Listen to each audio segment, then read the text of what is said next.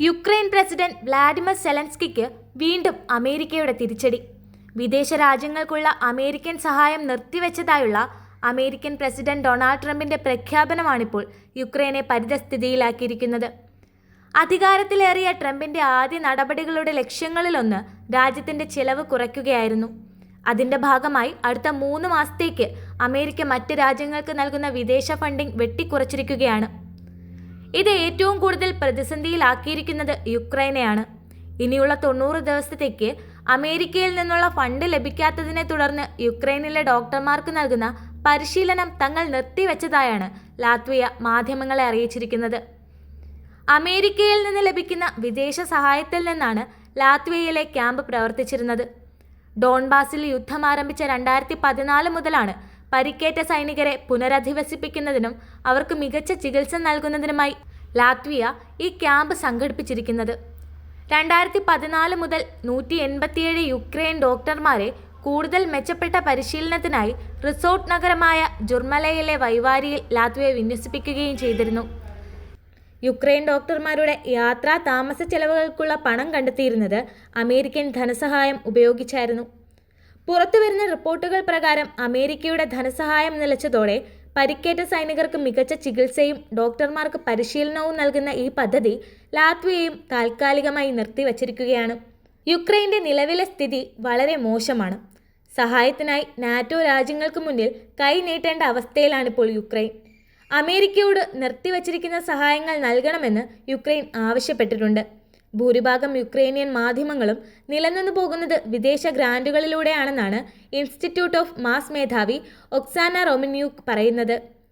2022 രാജ്യത്തിൻ്റെ പരസ്യ വിപണിയിലൂടെ മൂല്യത്തിലുണ്ടായ 90% തകർച്ച ഭൂരിഭാഗം മാധ്യമ സ്ഥാപനങ്ങളെയും നന്നായി ബാധിച്ചിരുന്നു. പുറത്തുനിന്ന് ലഭ്യമാകുന്ന പണത്തെ കാര്യമായി ആശ്രയിക്കാൻ ഇത് യുക്രൈനിയൻ മാധ്യമങ്ങളെ നിർബന്ധിതരാക്കിയെന്നും റൊമാന്യു പറയുന്നു. അതുകൊണ്ട് തന്നെ അമേരിക്കയിൽ നിന്നുള്ള ധനസഹായത്തെ ആശ്രയിച്ച് പ്രവർത്തിക്കുന്ന മാധ്യമ സ്ഥാപനങ്ങളെ ഇത് സാരമായി ബാധിക്കും. നിലവിലെ യുക്രൈനിലെ അവസ്ഥയ്ക്ക് മുന്നിൽ നിസ്സഹായനായിരിക്കുകയാണ് Ukraine president Vladimir Zelensky. European രാജ്യങ്ങൾ രക്ഷ നൽകാനെത്തുമെന്ന പ്രതീക്ഷയിലാണിപ്പോൾ യുക്രൈൻ മാധ്യമങ്ങൾ.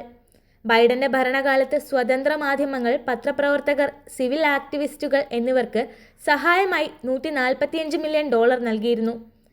ബൈഡൻ മാറി ട്രംപ് അധികാരത്തിലെത്തിയപ്പോൾ അത് ഏറ്റവും വലിയ തിരിച്ചടിയായിരിക്കുന്നത് യുക്രൈനാണ്. ട്രംപ് എന്തു തീരുമാനമെടുത്താലും അതിൻ്റെ ആഘാതമേൽക്കുന്നത് യുക്രൈൻ ആണെന്നുള്ളതാണ് സത്യം. ബൈഡൻ $145 മില്യൺ ധനസഹായമായി നൽകിയ സ്ഥാനത്ത് നയാ പൈസ പോലും യുക്രൈന് ഇതുവരെ ട്രംപ് നൽകിയിട്ടില്ല. അത് പോരാഞ്ഞിട്ടാണിപ്പോൾ യുക്രൈനുള്ള എല്ലാ സഹായങ്ങളും ട്രംപ് നിർത്തലാക്കിയിരിക്കുന്നത്. റഷ്യയുമായുള്ള യുദ്ധത്തിൽ ഏകദേശം തകർന്നടിഞ്ഞ അവസ്ഥയിലാണ് യുക്രൈൻ. ഇനിയും കൂടുതൽ പിടിച്ചു നിൽക്കുക എന്നത് യുക്രൈനെ സംബന്ധിച്ച് പ്രയാസകരമാണ്. യുക്രൈൻ വലിയ രീതിയിൽ സൈനിക ക്ഷാമം നേരിടുന്നുണ്ട്. യുദ്ധത്തിൽ പൊരുതി നിൽക്കാൻ വിരലിൽ എണ്ണാവുന്ന സൈനികർ മാത്രമേ യുക്രൈൻ്റേതായി ഉള്ളൂ എന്നും അദ്ദേഹം പറയുന്നു. യുക്രൈന് ഇതുവരെയും സൈനിക സഹായങ്ങൾ നൽകിയിരുന്നത് അമേരിക്കയാണ്. എന്നാൽ ഇനിയത് പ്രതീക്ഷിക്കുന്നതിൽ അർത്ഥമില്ല. മാത്രമല്ല, CNN റിപ്പോർട്ട് ചെയ്യുന്നതനുസരിച്ച് അമേരിക്ക യുക്രൈൻ സൈന്യത്തിലേക്ക് അയച്ച 5 സൈനികരുടെ മൃതദേഹങ്ങൾ ഇതുവരെയും യുദ്ധക്കളത്തിൽ നിന്ന് വീണ്ടെടുക്കാൻ കഴിഞ്ഞിട്ടില്ല. കാണാതായ അമേരിക്കക്കാരുടെ ബന്ധുക്കൾ തങ്ങളുടെ മക്കളെക്കുറിച്ച് ഒന്നും അറിയാത്തതിലുള്ള ശക്തമായ പ്രതിഷേധവും രേഖപ്പെടുത്തുന്നുണ്ട്. യുദ്ധത്തിനിറങ്ങുന്ന സൈന്യം പോലും ആഗ്രഹിക്കുന്നത് യുദ്ധ അവസാനമാണ്, സമാധാനമാണ്. മാസങ്ങളായി നീണ്ടു നിൽക്കുന്ന യുദ്ധം അവരെ മാനസികമായും ശാരീരികമായും തളർത്തിയിരിക്കുകയാണ്. സൈന്യം വരെ യുദ്ധം അവസാനിപ്പിക്കാനുള്ള സന്നദ്ധത പ്രകടിപ്പിച്ച സ്ഥിതിക്ക് ഇനി എത്രയും പെട്ടെന്ന് യുദ്ധം അവസാനിപ്പിച്ചില്ലെങ്കിൽ അവശേഷിക്കുന്ന സൈനികർക്കു കൂടി ജീവൻ നഷ്ടമാകും. ഇതിനിടയിൽ എരുതിയിൽ എണ്ണ ഒഴിക്കാനെന്ന പോലെ യുക്രൈന് യുദ്ധസഹായങ്ങൾ നൽകാനുള്ള സന്നദ്ധത അറിയിക്കുകയാണ് ഇസ്രായേൽ. തമ്മിലടിപ്പിച്ച് നേട്ടമുണ്ടാക്കാനുള്ള ലോകരാഷ്ട്രങ്ങളുടെ ഇടപെടലുകൾക്കിടയിൽ യുദ്ധത്തിനൊരവസാനം എന്നുണ്ടാകുമെന്നതാണ് ലോകം ഉറ്റുനോക്കുന്നത്.